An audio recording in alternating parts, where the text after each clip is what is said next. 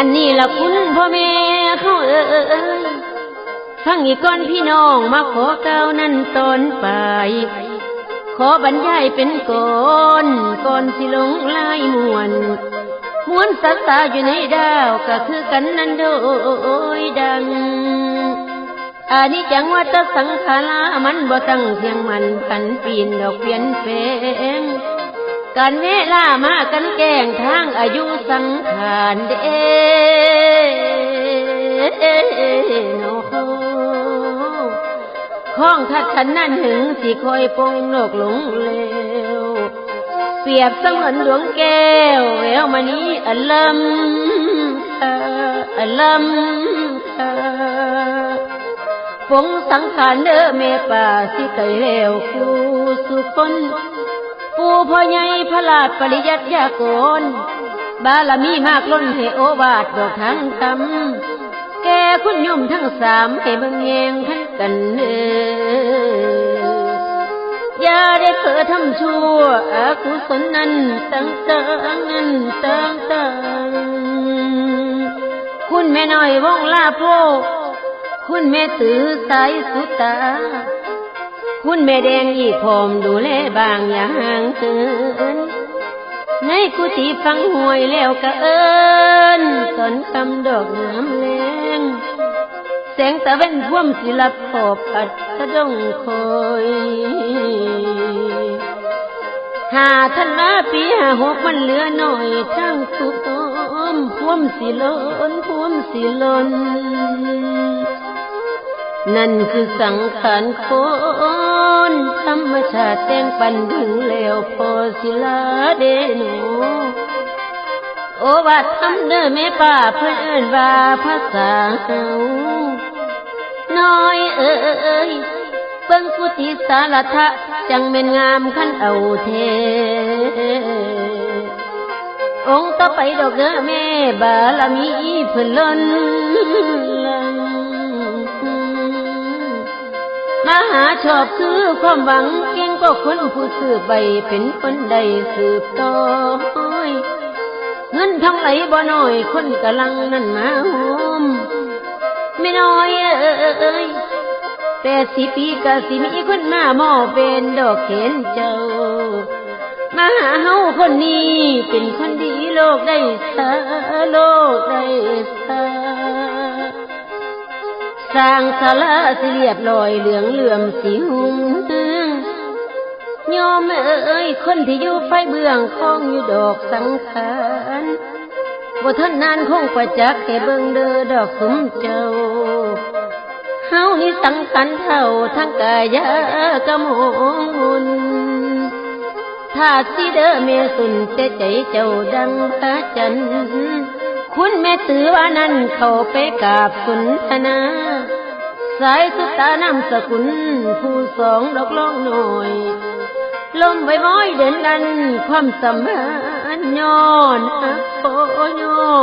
กโคเบิ่งกุฏิสารทะมหาเถระ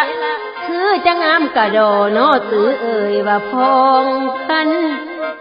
อันกุฏิมองนั้นมอบไปทานทางมหาเดโนชอบพุทธสโลมาซอยเป็นให้สมชื่อให้คนลือคนย่องให้เป็นปองดอกคำแพงให้สร้อยสร้างสร้อยแปลงวัดอารามกูไปนาสิคุ้งใส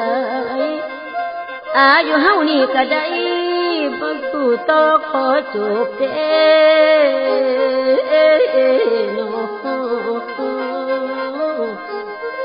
ฉากละครในเลี้ยนครบสิบ่เกินดอกทางเจ้า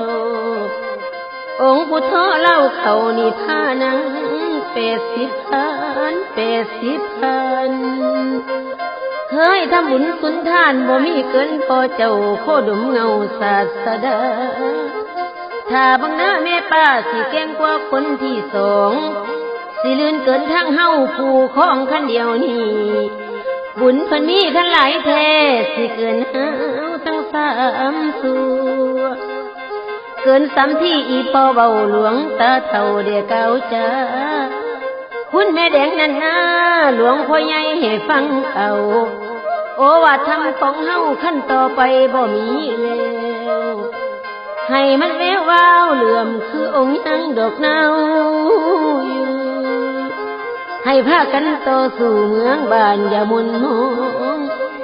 รักษาให้ถูกต้องรักษาป้องดอกทางศีลการอยู่กินของพระให้มันเพี้ยนจังหันพมพากันหลอมใจเข่าฟังพระธรรมสิมันแค้นสิมันแค้นขั้นเฮาตายมีคนแทนศาสนาสิบ่เศร้าขั้นซุ่มเจ้าน่ะซอยกันเทศเป็นธรรมว่านั้นสิมอบทรงแทนหลวงตาเด้เนาะองค์มหาเด้อยายต่อไปสิใส่แจงตกยามแรงพากันเฝ้าฟังเสียงตามอย่าขาดทองอย่าขาดทองสิขอลาพวกญาติพี่น้องคนเฒ่าให้แจ้งท่านขอลาเด้อทุกท่านฝากทุกท่านซื้อมาหาคนที่สองร้องเฮาให้คอยฟังดอกคำตาลคันจัดงานเสร็จแล้วไปทางถึงบ่ต้องอันสังขารที่ละหลวงเป็นเนื้อจางนั้นสัวเข้าให้คอยอยู่ดีเด้อการเวลาหลวงเต้าผลผ่านการสมัยเด้โนคนทั้งหลายย่อมือนบนมัสการมหาเจ้าตั้งแต่งเป็นสมพันธ์เต่าเหือลำยาวสิข้ามสงสิข้ามสง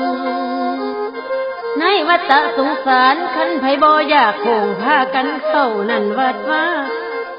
21เด้อแม่ป้า56วางดอกวันดีจัดพิธีตำสงคู่สู่แนวขันเตรียมพร้อมต่างก็ย่อมือน้อมสาธุการดอกซอยซื่นพี่น้องเอ้ยอันวันคืนผ่านคนได้เป็นเจ้าดอกวัดฟ้า9 ตุลา57อันแม่ป้าแต่งตั้งอีกเทื่อที่2ตามคันลองของสงฆ์ได้อยู่ยงดอกคงที่พี่น้องเอ้ยจนได้มาถึงวันนี้ทินน้ำนั่นของทานนั่นของทานชอบพุทธสโลกพาภาวนาสุตาภิรัตเตอร์พี่น้องพี่น้องขอบ้าน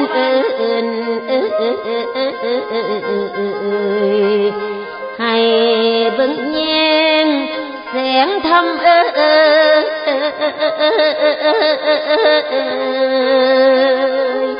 โอ้ย